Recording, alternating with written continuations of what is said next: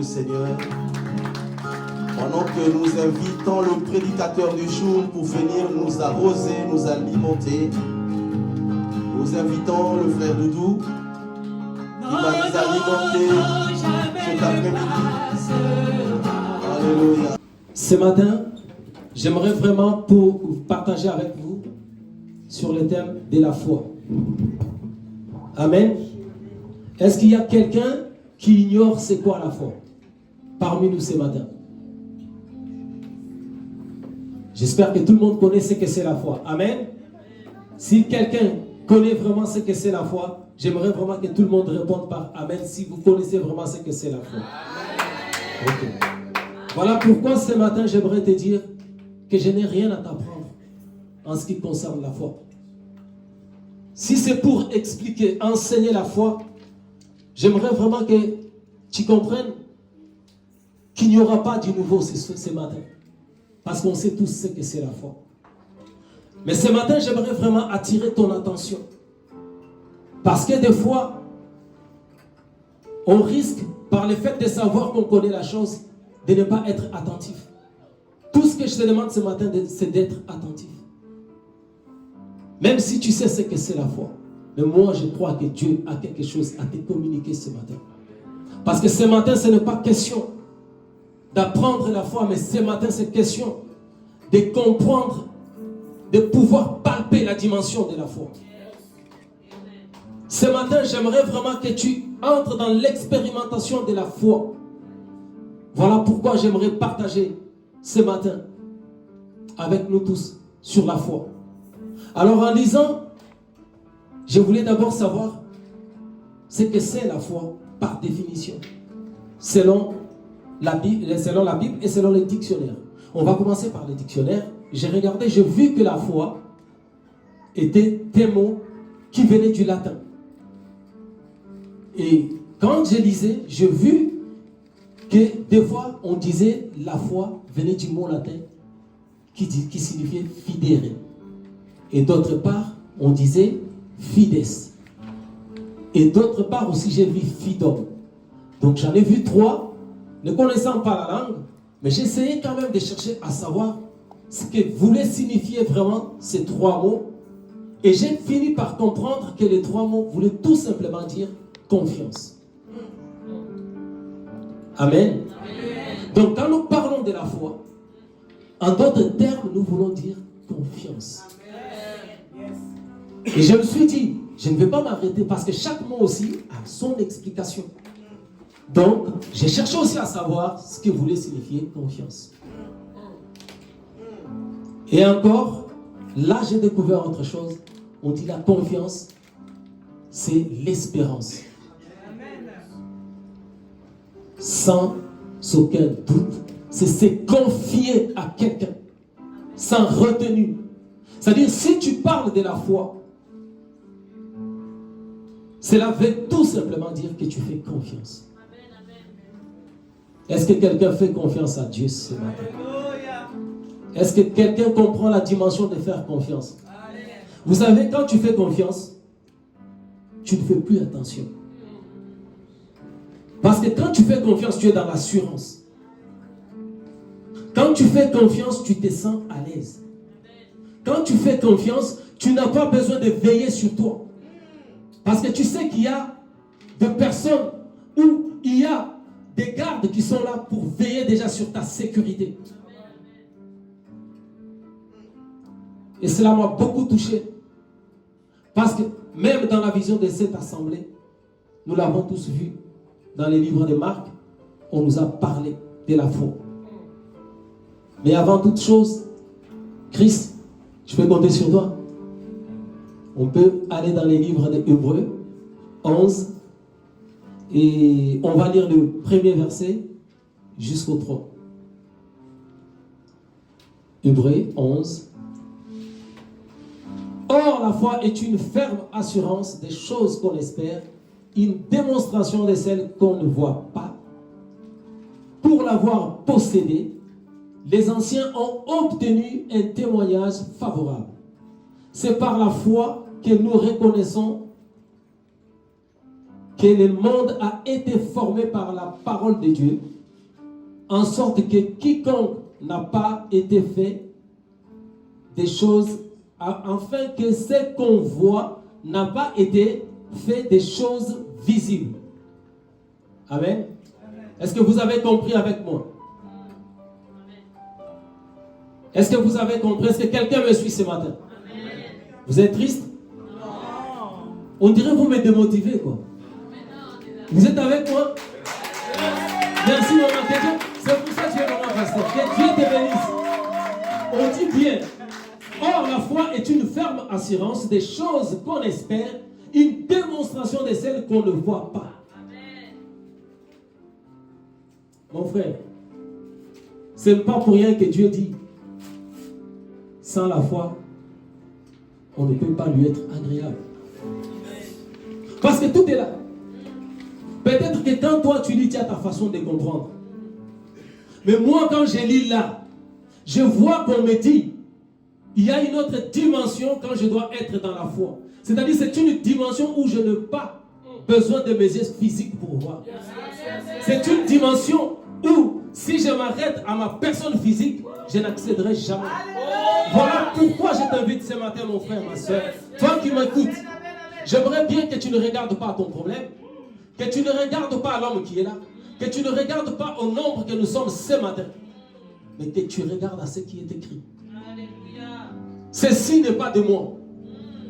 Il y a un auteur que toi et moi nous connaissons. Puisque toi et moi nous savons qu'il n'est pas le fils d'un homme pour mentir. C'est-à-dire ce qu'il dit est vrai. Quand tu parles au sujet de la foi, il veut juste que tu quittes cette dimension terrestre. Parce que les choses terrestres qu'il a faites, il les a faites d'abord pour t'aider à comprendre comment est-ce que le spirituel doit marcher. Vous savez, si Dieu n'avait pas créé le physique, on n'allait pas connaître beaucoup de choses. Chacun de nous ici, quand on parle de l'homme, il sait comment est-ce que l'homme se présente parce que l'homme existe physiquement. Et quand on te parlera de l'homme dans l'esprit, c'est là où tu comprends Dieu. Parce que Dieu, il a créé l'homme à son image. Mais Dieu, comme moi et toi, nous ne le voyons pas, il a fait une petite ressemblance pour que nous puissions comprendre comment est-ce qu'il est dans la dimension spirituelle. Le but de Dieu n'est pas que nous puissions stagner dans les physiques, mais le but de Dieu est que nous puissions entrer dans les spirituels.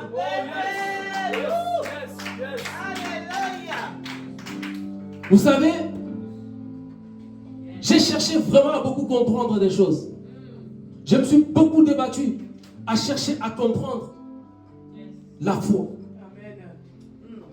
Parce que moi-même qui est devant vous, je ne peux pas vous mentir, c'est très difficile. La foi, c'est très difficile. Parce qu'il y a des situations des fois dans lesquelles nous sommes. Quand tu regardes avec l'œil humain, tu ne vois même pas par où commencer ton problème. Tu ne vois même pas à qui aller. Et c'est là que j'ai compris une chose. Mon frère, tant que ton cœur n'est pas encore arrivé au bout, tant que tu n'as pas encore touché le désespoir, tu ne connaîtras pas la foi. Parce que pour moi, j'aimerais te dire ce matin que la foi, c'est le désespoir qui a été surmonté. Quand tu arrives au point d'être dans la déception et que tu n'as plus d'issue, c'est là où tu peux toucher la foi. Vous savez, tout ce que Dieu dit dans la Bible s'accompagne. Ce n'est pas en vain que Dieu dit mon Rédempteur s'élèvera les derniers. Parce que des fois, nous voulons que quand il y a un problème, que Dieu s'élève. Dès que nous sommes devant un obstacle, nous avons tout de suite besoin que Dieu puisse s'élever. Mais est-ce que toi-même, tu n'as pas encore une solution? Dieu sait quand est-ce qu'il faut s'élever. Justement, tu t'épargneras beaucoup de choses si tu arrives à laisser ta vie dans le main de Dieu et que tu arrives à lui faire confiance. Parce que quand tu lui fais confiance, quand un problème arrive, Dieu sait déjà que celui-là, il a déjà fini toutes les solutions. Il attend que je puisse m'élever.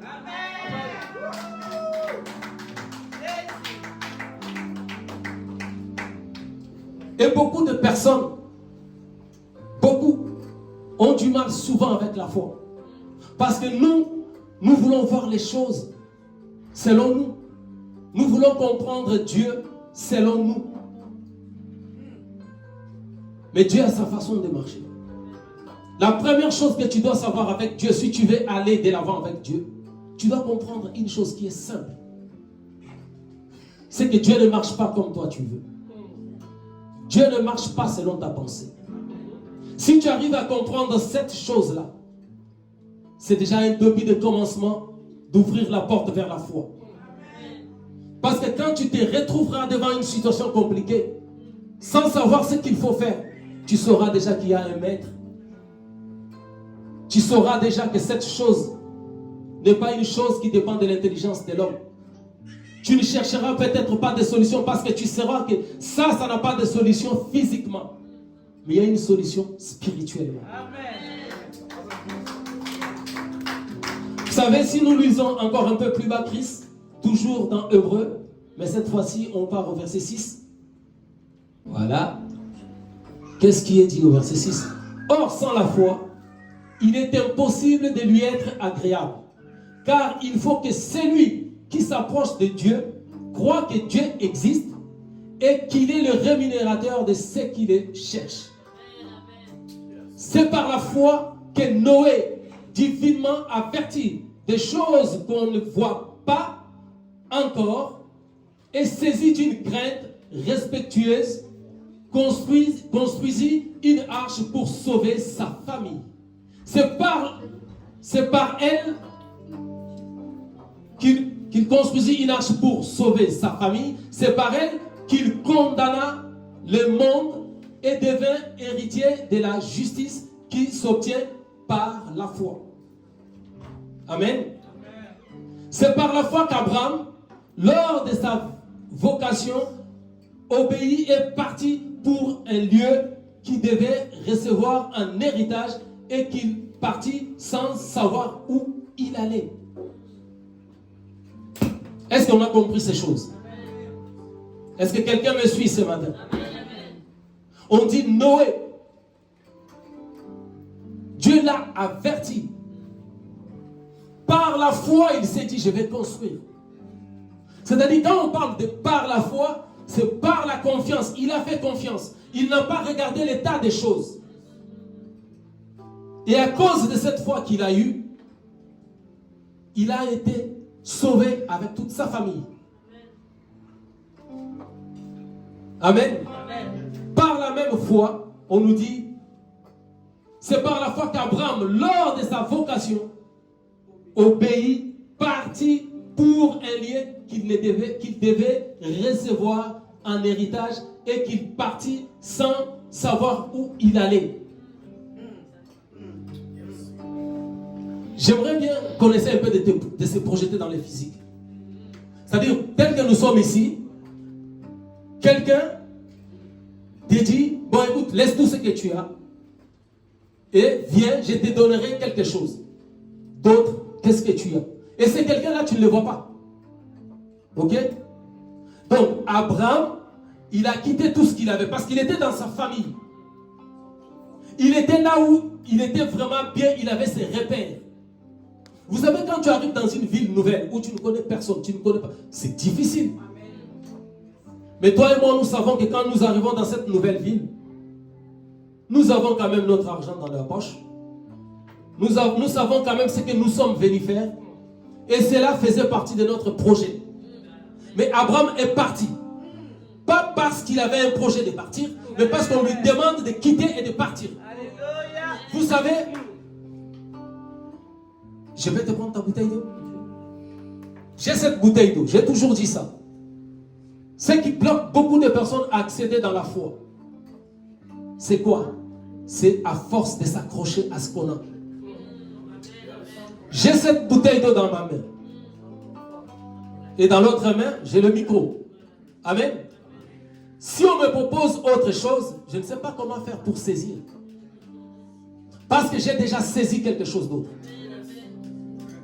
Mais quand tu apprendras à laisser, c'est là que tu libéreras ta main pour saisir autre chose. Dieu veut ce matin que tu puisses vraiment mettre ta pensée de côté. Que tu arrêtes de te faire confiance toi-même. Que tu apprennes à voir avec les yeux spirituels. Parce qu'en te créant, il a mis à toi une personne spirituelle. Et il veut que tu puisses exercer cette personne spirituelle quand tu viens dans son domaine. Parce que quand tu viens dans le domaine de Dieu, avec ton homme physique, tu vas croiser un homme spirituel qui va faire que tu ne comprendras rien de la part de Dieu. Car il dit, ma parole est une folie pour l'homme animal. Amen. J'aimerais vraiment attirer ton attention ce matin. Parce que la foi, c'est le soubassement de toutes choses. Si tu veux palper les mystères de Dieu, tu dois apprendre à ne plus voir les choses seulement selon ta chair, selon ton intelligence, selon ta pensée, selon ta sagesse. Parce que la Bible dit, Dieu utilise même des petites choses pour confondre la sagesse de grands de ce monde. La sagesse de l'homme a des limites. Mais la seule chose qui peut vraiment faire à ce que tu puisses franchir toutes les limites de ta vie, c'est la foi. Il n'y a pas de chemin pour accéder à la foi. Il n'y a pas de formule pour accéder à la foi. Mais la seule chose que tu dois savoir, si tu veux accéder à la foi, apprends à faire confiance à Dieu. Ne dis pas peut-être que moi je n'ai pas la foi. Ah non, moi ceci, moi... Non. Dieu est celui qui a la foi. Et il a communiqué à tout le monde la foi. Vous savez, chacun de nous ici, qui a quitté chez lui par force et qui est venu ici ce matin? Personne. Je pense que chacun de nous ici, en quittant chez nous, on savait où on allait. Amen. Et vous saviez tous que vous allez entrer dans une salle qui est là, qui est apprêtée, et vous allez célébrer et louer votre Dieu. Qui croit avec moi que nous sommes venus pour ça? Ok. Est-ce que vous avez douté en venant ici? Vous n'avez pas douté. Et pour autant aussi, on pouvait arriver ici, on dit il y a un tremblement de terre, la salle n'est plus disponible, ou soit le propriétaire de l'hôtel ne veut plus. On pouvait aussi. C'est possible ou pas? Mais vous n'avez pas pensé à ça. Vous n'avez pas douté. Vous êtes venu, vous êtes arrivé en ce lieu. Et en venant ici, qui ne savait pas qu'il allait être reçu? Il allait être reçu. Chacun savait qu'on allait le recevoir. C'est la foi. Mais c'est une foi humaine. Parce que de la même manière où tu étais confiant, en sachant que si tu venais ici, tu allais trouver une place qui a été apprêtée pour toi. Et pour autant, tu as dormi peut-être chez toi. Ce n'est pas toi qui as apprêté cette place. Mais tu savais que tu viens parce que tu vas trouver une place. De la même façon, tu dois venir dans les choses de Dieu, sachant déjà qu'il y a un Dieu qui est là, qui a préparé quelque chose et qui t'attend.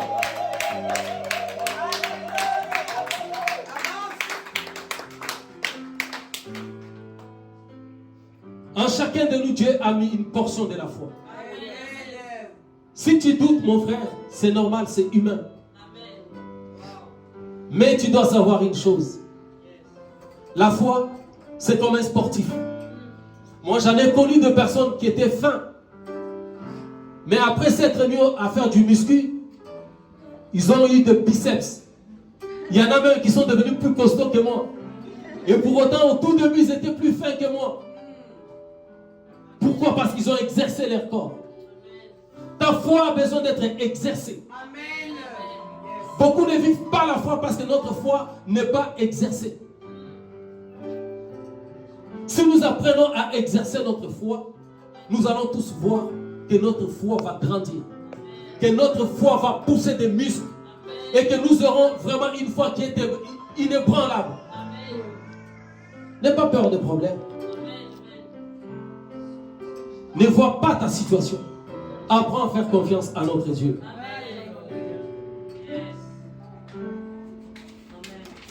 Si tu fais confiance à Dieu, tu verras vraiment sa gloire dans ta vie.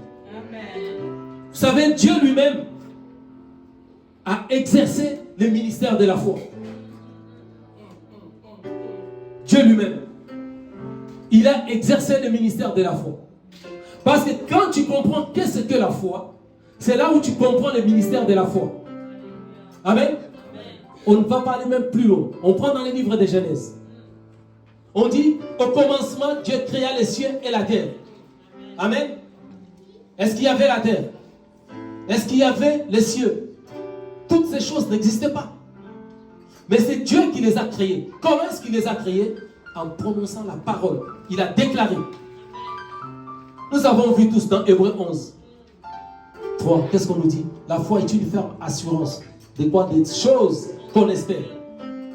Une démonstration de celles qu'on ne voit pas. La terre n'existait pas. Mais Dieu savait qu'il était dans le domaine de la foi. Il a dit que la terre existe. Et la terre a existé. Dieu dit que la lumière soit et la lumière a apparu. Parce qu'il était dans le domaine de la foi. Parce que Dieu savait où il allait. Il savait qu'il n'avait pas besoin de voir d'abord. Mais il avait besoin de déclarer et les choses allaient suivre par elles-mêmes.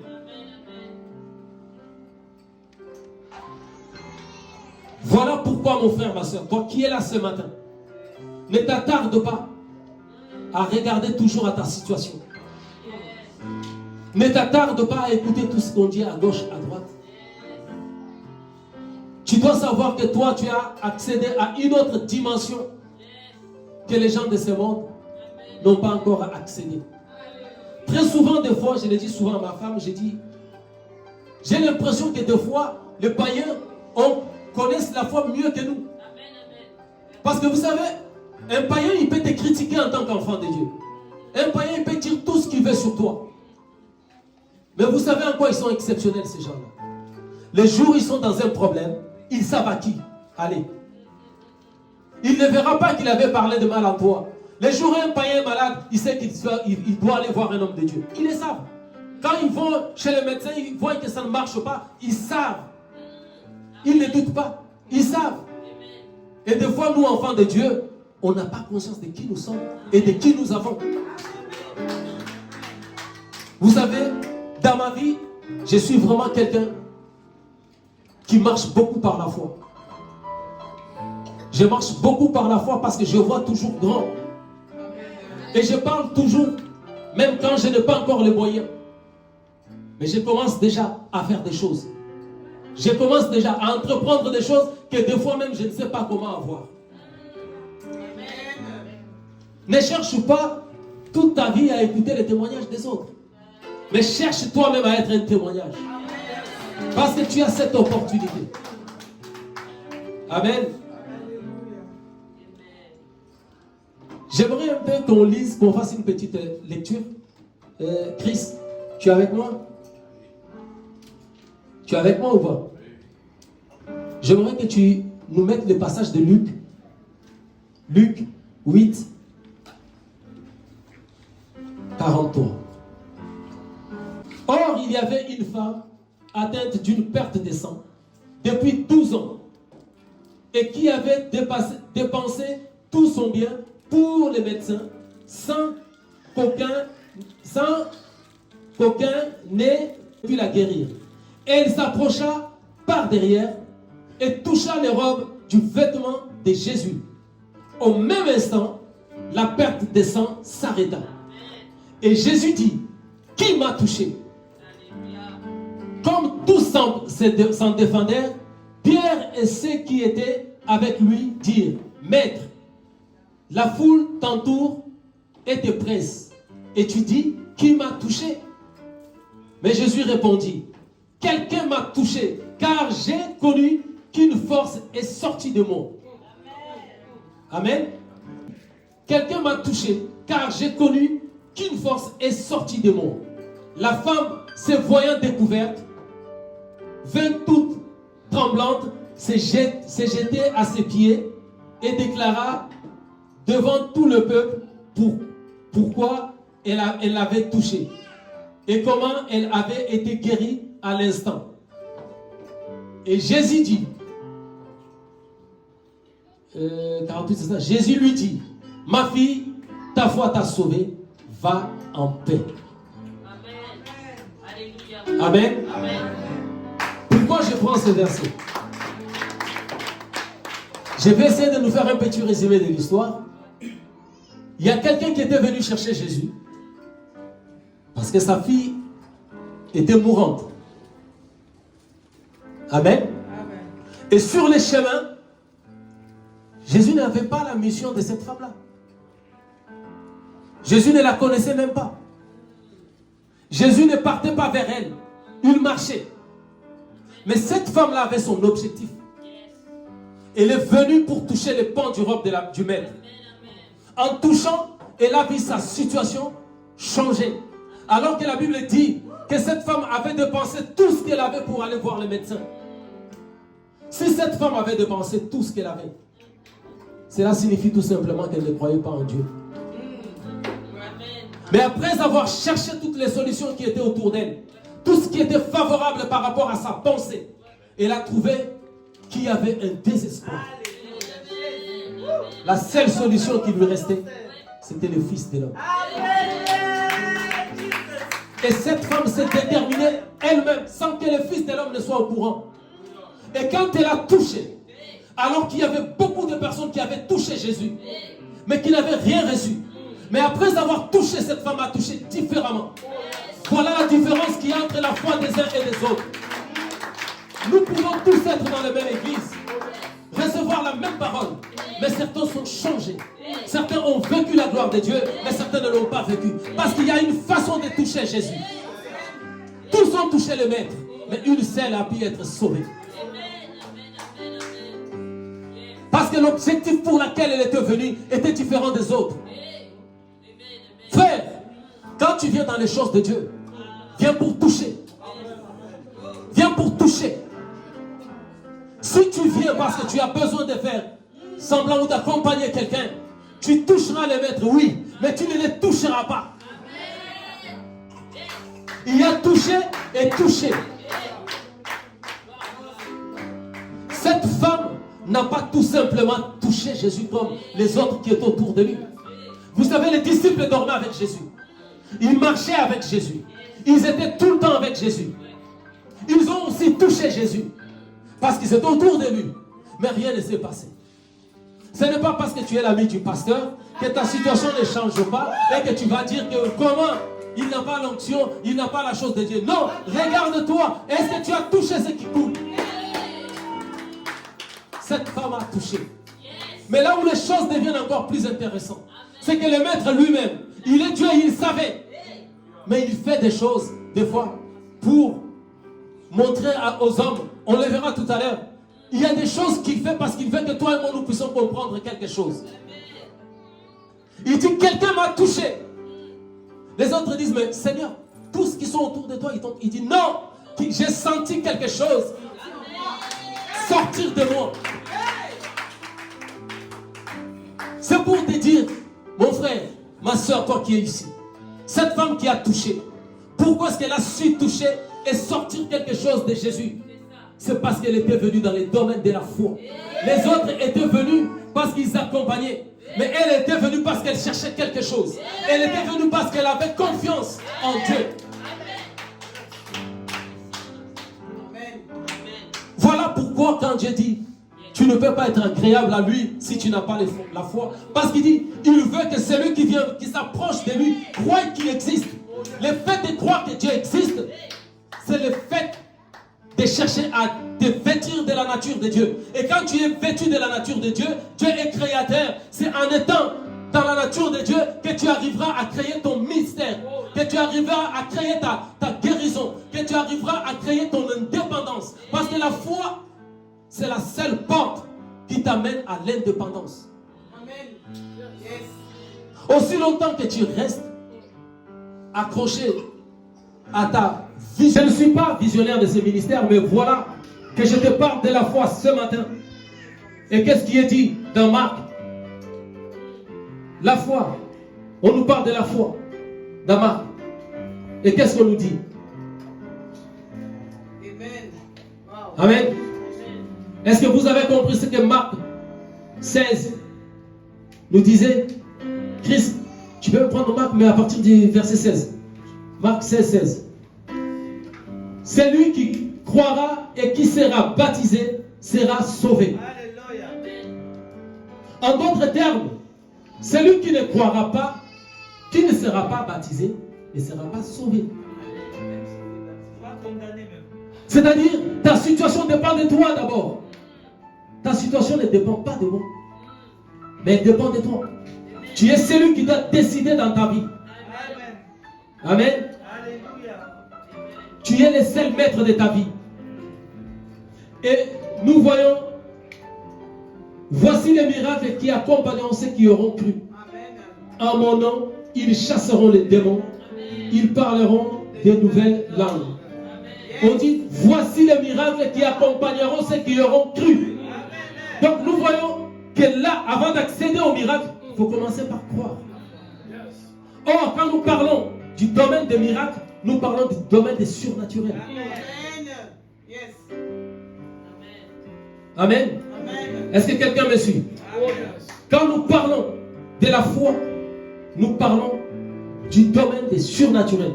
Et les surnaturels, c'est ce qui dépasse l'entendement de l'homme. Si tu viens vers Dieu avec ton intelligence, sache que tu passes ton temps. Si tu veux vraiment recevoir quelque chose de Dieu, apprends à faire confiance à Dieu. Apprends à chercher à marcher avec Dieu. Apprends à chercher les choses qui dépassent même l'entendement de l'homme. Vous savez, on ne va pas peut-être lire les passages, mais je vais essayer d'expliquer la chose. Vous savez, si vous regardez tout ce que Jésus faisait comme miracle, qu'est-ce qu'il disait? Il disait tout le temps que ta foi t'a sauvé. Amen. Jésus n'a pas dit ma foi t'a sauvé, parce que lui-même il est la foi. Mais il parlait plus de la foi de celui qui était sauvé. Et quand j'ai lu, j'ai regardé la femme qui avait la perte de sang. Jésus a dit, c'est ta foi qui t'a sauvé. Quand nous lisons l'histoire du centenier, Jésus a dit quoi? Je n'ai jamais vu quelqu'un qui a la foi comme toi. Quand nous voyons les deux aveugles qui étaient venus voir Jésus, Jésus leur a demandé, ils ont demandé à Jésus de les guérir. Jésus leur dit, est-ce que vous croyez que je peux le faire? Ils ont dit oui, nous croyons que tu peux le faire. Et quand ils ont dit oui, ils ont ouvert la porte du mystère.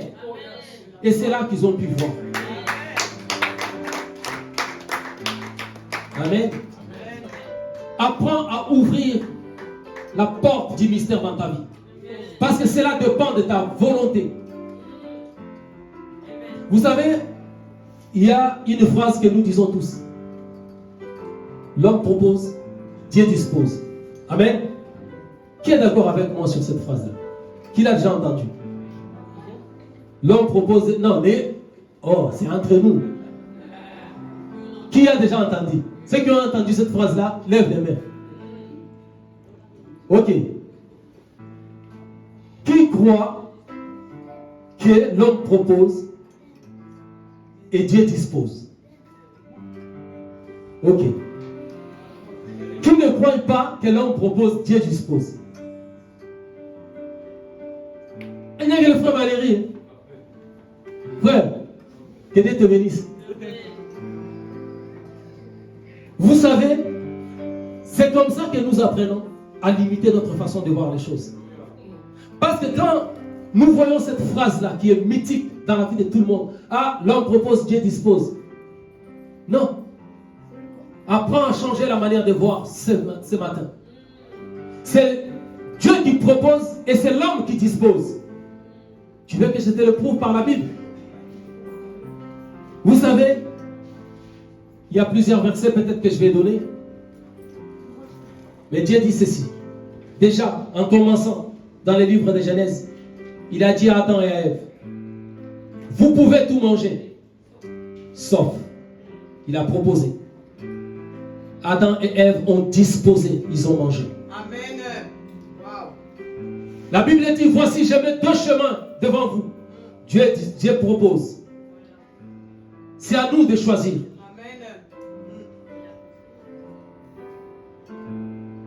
Dieu ne dispose pas pour l'homme. Car Dieu lui-même, il a dit, j'ai créé l'homme à ma ressemblance. Puisque Dieu est libre, il t'a créé libre. Tu es le maître de ton destin.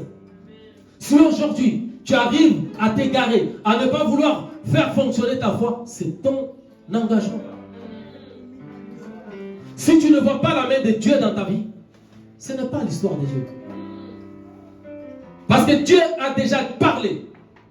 il a déjà dit, il a déjà tout accompli. Le reste, c'est à toi de faire. Quand il dit à Ézéchiel de prophétiser sur les eaux, si Ézéchiel ne l'aurait pas fait, qu'est-ce qui se serait passé? Quand il envoie Moïse, il dit à Moïse, vas-y, prends le bâton, jette. Si Moïse ne l'aurait pas jeté, qu'est-ce qui se serait passé? Sache que Dieu te donne ce matin l'opportunité de pouvoir changer ta vie. Sache que Dieu ouvre une porte dans ta vie. La parole dit, je me tiens à ta porte, je frappe. Si tu choisis la décision d'ouvrir, je vais entrer. Mais si tu fermes, je reste dehors. Est-ce que quelqu'un est d'accord avec moi ce matin? Est-ce qu'on peut changer cette façon de voir les choses? Si tu veux vivre la grâce de Dieu dans ta vie, mon frère, ma soeur, apprends à marcher par la foi. Il ne te sert à rien de venir année après année, de chauffer le même banc. Dieu ne t'appelle pas à être un écouteur professionnel, mais Dieu veut que tu passes à l'action. Dieu t'a appelé à entrer dans ton ministère aussi, car chacun de nous a un don particulier que Dieu a versé en lui, a une mission particulière. Crois-tu vraiment que Dieu puisse t'avoir créé pour que tu viennes, pour écouter, t'asseoir et puis partir? Voilà pourquoi j'ai béni cette vision. Parce que cette vision forme les disciples. Un disciple, c'est qui? C'est quelqu'un qui apprend. Et par la suite, qui met en œuvre. Ce n'est pas quelqu'un qui vient apprendre éternellement. Vous savez, quand Jésus prêchait, il y avait aussi beaucoup d'autres disciples qui étaient là avec lui, mais qui ne faisaient pas partie de ceux qu'il avait triés. Mais ceux-là sont restés anonymes parce qu'ils sont restés comme ceux qui restent sur le banc des années après années. Avant de conclure, j'aimerais témoigner de quelque chose qui m'est arrivé récemment. Il y a un moment, ma fille est tombée malade. Nous sommes partis avec elle à l'hôpital. Elle avait très mal à la tête. Elle pleurait tout le temps. Elle avait des maux de tête que de toute ma vie, je n'avais jamais vu. Elle a beaucoup souffert. Et à un moment donné, quand nous sommes arrivés à l'hôpital, les médecins ont commencé à lui donner des produits. Et moi, je devais ramener mon fils au basket. Donc, il y a ma femme qui est restée dans la salle. Il devait faire les scanners pour voir, parce qu'on avait donné tout ce qui existait de plus fort. Ça n'avait pas changé sa situation. J'étais inquiet au fond de moi comme tout parent. Je ne savais plus qu'est-ce qu'il fallait faire pour finir cette situation-là. J'étais désespéré. Je cherchais, même les médecins ne pouvaient pas stopper cette situation-là, parce que ça faisait tellement, je ne sais pas, 3-4 jours qu'elle priait, qu'elle gémissait. Elle était vraiment dans un état que je ne pouvais pas supporter. Et quand je suis parti, j'ai déposé mon fils au basket. Au retour, comme je n'étais pas bien, j'appelle ma femme pour demander s'ils ont déjà fini. Elle me dit, ils ont vu quelque chose. J'ai dit, quoi? Elle me dit, ils ont vu quelque chose, mais je ne sais pas très bien. C'est toi qui connais les trucs de médecine. Viens comme ça, tu vas bien demander. J'ai paniqué. Quelque chose, vous vous imaginez quand ça part de la tête? C'est pas facile. Hein? Et j'étais dans tous mes états, j'arrive, je descends. Quand j'arrive, j'entre à l'hôpital. Il fallait qu'un parent puisse sortir pour que l'autre puisse entrer. Et elle sortait. Elle était très calme. Je vous le dis tout de suite, hein, dans des situations comme ça, moi je panique souvent. C'est elle qui reste calme. Moi j'arrive comme ça. Dès que j'entre, je la vois, elle sort, elle était toute calme. Je lui dis, mais qu'est-ce qui s'est passé? Elle dit, oui, bon, ils sont là-bas, les médecins, va aller voir, tout ça. Elle est sortie calme. Mais quand je suis entré dans la salle, moi, je regardais ma fille. Je peux vous dire que j'étais paniqué. Parce qu'à part la respiration, il n'y avait plus rien. Je me suis dit, mais comment est-ce qu'elle est sortie calme de cette pièce, dans cet état, alors que l'enfant est comme ça? J'ai commencé à dire au médecin, quand j'ai ramené ma fille, même si elle avait mal, mais elle était là.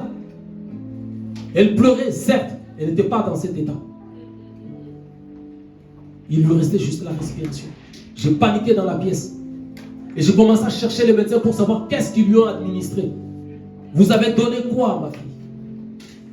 Tous commencent à me dire, ce n'est pas moi, ce n'est pas moi, ce n'est pas moi. Il faut demander à tous. Et j'ai commencé à marcher comme un fou dans les couloirs de l'hôpital en train de chercher le médecin. Quand ils m'ont vu paniquer comme ça, ils ont fait venir le médecin de la réanimation. Quand il est arrivé, ma fille avait un truc sur la tête où il y avait plein des électrodes mais de partout. On pouvait la bouger comme on voulait. Elle ne répondait plus. Et j'avais peur de perdre ma fille. Quand le médecin est arrivé, il a commencé à faire les examens cliniques pour voir. Donc physiquement, ils ont des choses qu'ils font. Après avoir fait tout ça, il n'y avait pas de réaction. Mais moi, je ne savais pas qu'il venait de la réanimation, le médecin. C'est là qu'il me regarde et me dit, monsieur, écoutez, on va amener votre fille en réanimation. Vous vous imaginez pour un parent? Je n'ai pas pu supporter le choc. J'ai dit, mais qu'est-ce qui se passe? Il regarde l'autre médecin qui est en train de mettre les électrodes. Il dit, débranche toutes tes affaires, on va partir. Je vois d'un coup, ils étaient presque à 8 autour de la petite. Et elle ne réagissait pas.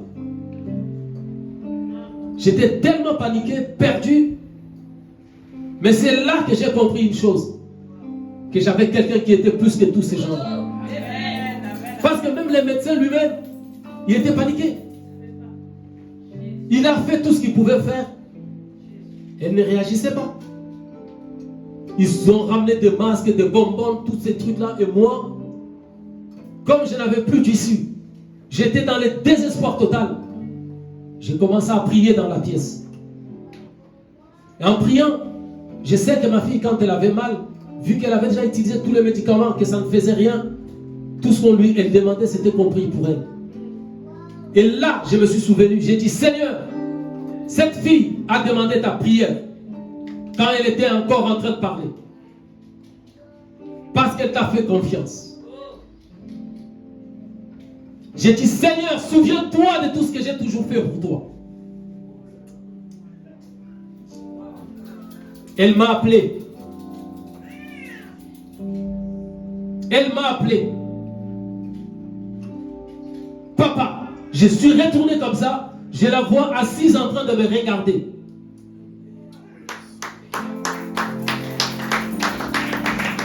J'en ai encore les larmes aux yeux. Parce que c'est là que j'ai compris que j'avais un père qui était avec moi. Merci mon frère. Les médecins sont venus, ils étaient tous étonnés. Tous. Et quand elle est revenue, après m'avoir appelé, quand je me suis retourné comme ça, je ne m'attendais pas de la voir vraiment encore réveillée. J'ai vu ma fille qui me fixait droit dans les yeux. Et elle m'a dit, ça va? Qui peut faire ça? C'est elle qui me demande, papa, ça va? Mon frère, Dieu est capable. Il est capable dans toutes choses pour ta vie.